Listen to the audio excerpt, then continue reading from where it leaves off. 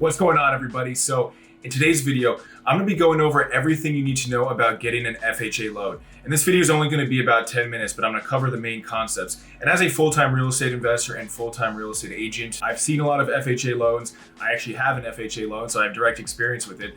And I've been in the business for a little while, so I can kind of give you a little bit of background on it. So that being said, let's jump into it. Okay, so the very first thing you should know is that FHA only requires 3.5% down. So if you're a first-time home buyer, this can be a great option. You probably don't have a ton of cash saved away, and you're not going to be able to put down like 10 or 20%, obviously. So as a first-time home buyer, FHA is great for this. The requirements are significantly less than a lot of other types of loans. And not only that, but the actual down payment, the 3.5% down payment, it can come as a gift from family or friends. And you always have to check with your lender because you can look up the FHA regulations online, and different sites are going to say different things. But then also, depending on which lender you have, they're going to have their own specific requirements. So anything I say here, always verify it with your lender. But generally speaking, you can actually get a gift as a form of your down payment, and it's only 3.5%. Next up, we have credit score. So in addition to a very low down payment, your credit score only needs to be 580 to get approved for an FHA loan. And actually, you can get even lower than that. If you have a credit score between 500 and 580, you're gonna have to put more down. Usually it's gonna be about 10% that you're gonna have to put down as opposed to the 3.5%. But if you have a 580 credit score, you can still get qualified for the traditional 3.5% down FHA loan. And if you compare that to a conventional loan, most conventional loans are gonna require a minimum of 620. And that's not even really considered that good. Usually you want your credit score to be like 680 or in the 700s if you can. And just back to the 580 for a second. The 580 number for your credit score, that is a really low number. I mean, that's really considered like a subprime type of loan.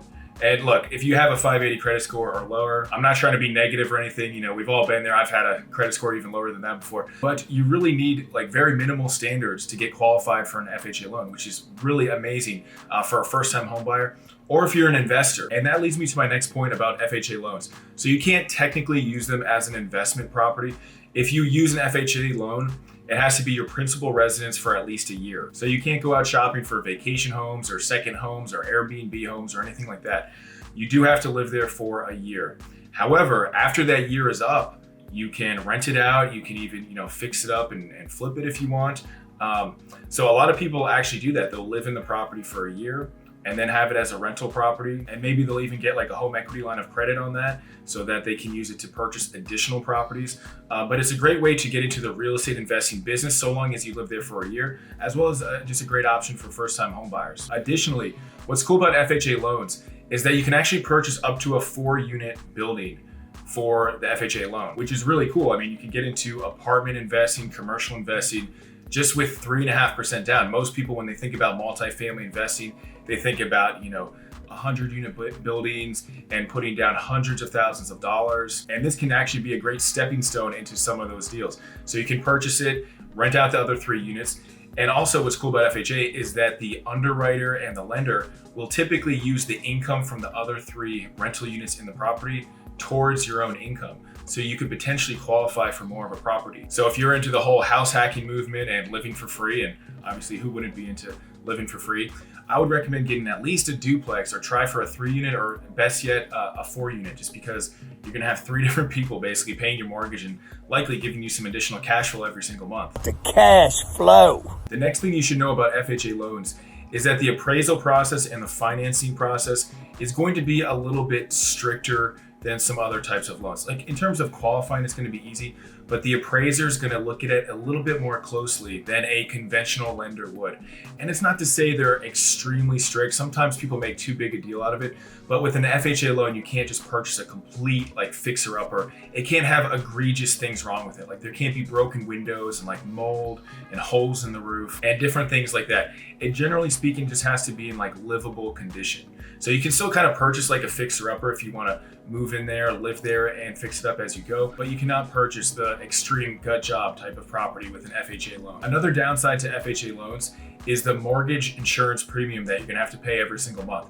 So because you're putting such little down, it's more of a risk for the lender. So they require you that you have mortgage insurance on every single loan.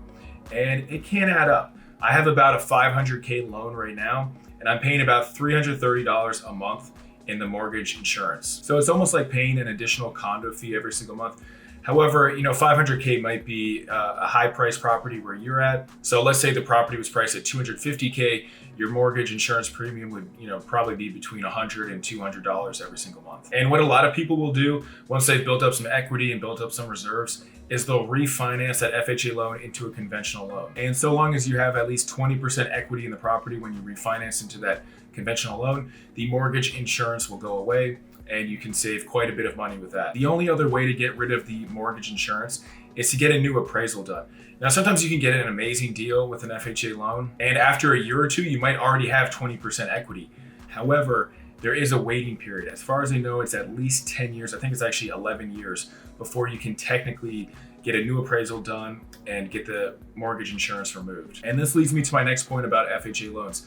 So a really awesome thing about FHA loans is the refinancing process. If you stick with an FHA type of loan, it's called a streamlined refinance.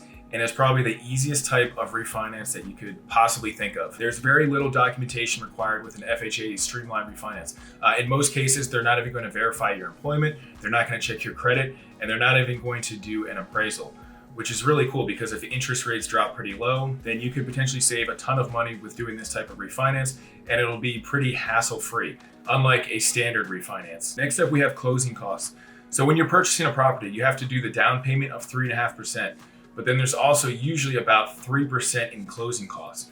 So in reality, it's about 6.5% for an FHA property. However, what's cool about FHA loans is that you can always request that the seller, give you a credit towards the closing costs, and your lender can actually additionally roll some of the closing costs, or in some cases, roll all of the closing costs into the loan. So between only putting down 3.5%, as well as your lender rolling closing costs into the loan, we're really talking about a minimal amount of money that you can bring to the table. Next up, we have your offer. So one downside to FHA loans is when you're actually making your offer to purchase a property, an FHA loan doesn't look as strong as like a conventional loan where maybe someone's putting 20% down, or obviously like an all cash offer or something like that. So if you ever find yourself in a bidding war and you have an FHA loan as your financing, you're probably not going to win, assuming all the other terms are somewhat comparable. And that's just because the FHA appraisal process is a little bit more strict, and sometimes FHA loans can take a little bit longer to close. You should probably plan on about 45 days to close an FHA loan. So to wrap this video up, overall, I think FHA loans are a great way for first-time homebuyer to purchase a property because you can save so much cash because you don't have to bring 10 or 20% to the table. And it's also a great way to get started in real estate investing, especially if you're interested in multifamily investing. Now, like I've mentioned numerous times, you do have to live in the property for a year, but after that, you're free to rent it out. So thanks for watching this video. If you have any questions, drop them in the comment section below, and definitely subscribe, and I'll see you in the next video. All right, bye.